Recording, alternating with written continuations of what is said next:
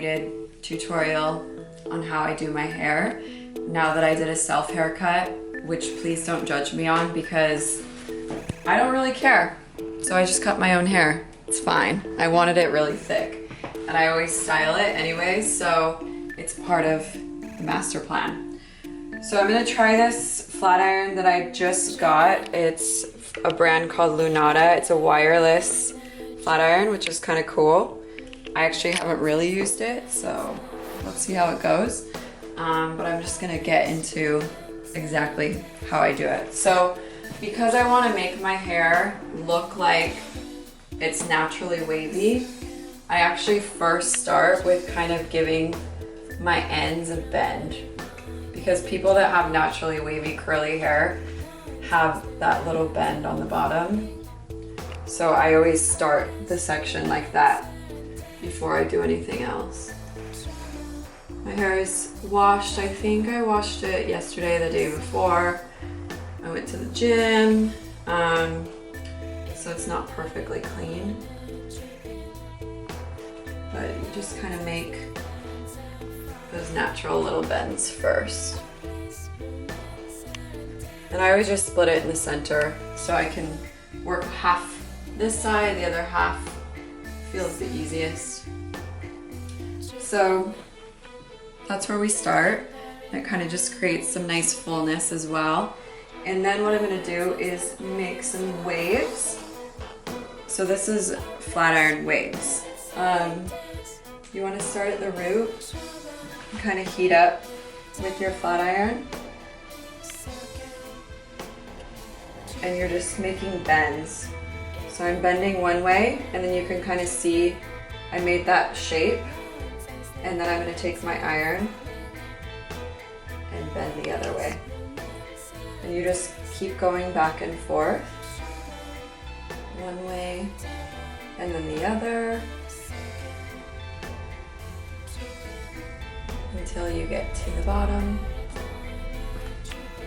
And that's the wave. I find it actually quite easy, but I think it takes a little bit of practice to feel comfortable with it. So again, I'm just kind of heating up that hair, bending one way, then the other. I don't have my flat iron turned up all the way. I think I have it on, it's on 320 degrees. I think this flat iron goes up to 400, but I don't want to fry my hair. There's no need for it to be that hot. And then, so I've got kind of those, I always like to start on the top because I think that that's what matters the most. And then I'll tuck and kind of move that out of the way because I tuck my hair a lot. So I'll get this section next here and do the same.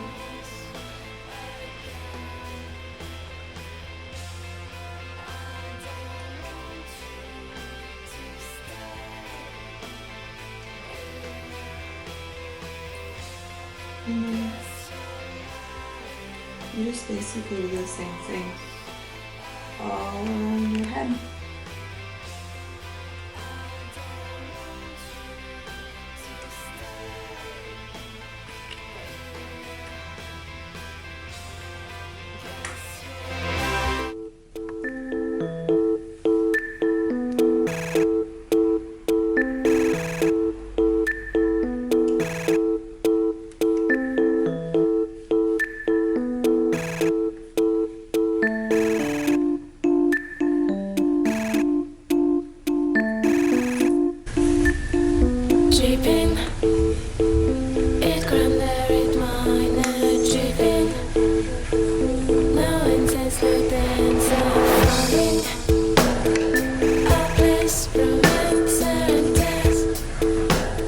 Once I have the top done, then I kind of just go for the underneath bits and give them a little bit of wave. But again, I'm not as concerned because it's not going to show up. I just need to make some texture within those pieces.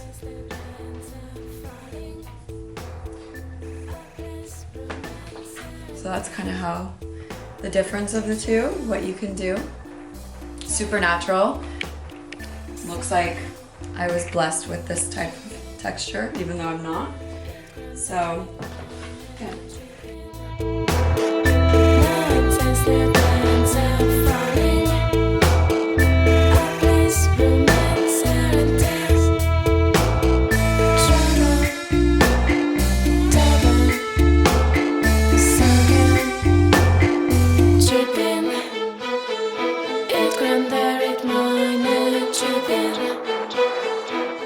I think this doesn't damage your hair as much as... I mean, this is still heat, so I put a thermal protectant in my hair when it was wet. I always use the Kerastase, either the Nectar Thermique or the Cement Thermique, that just protects it. But I think because you're also just passing pretty quickly, you're not really holding it on the hair.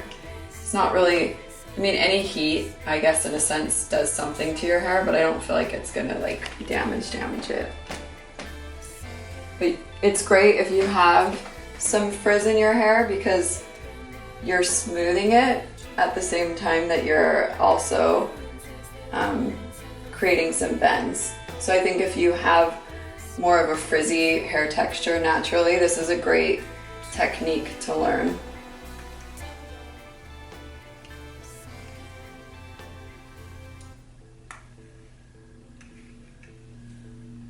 Once I worked with this hairdresser that told me to think about this kind of movement like a motorcycle almost, kind of like riding a motorcycle.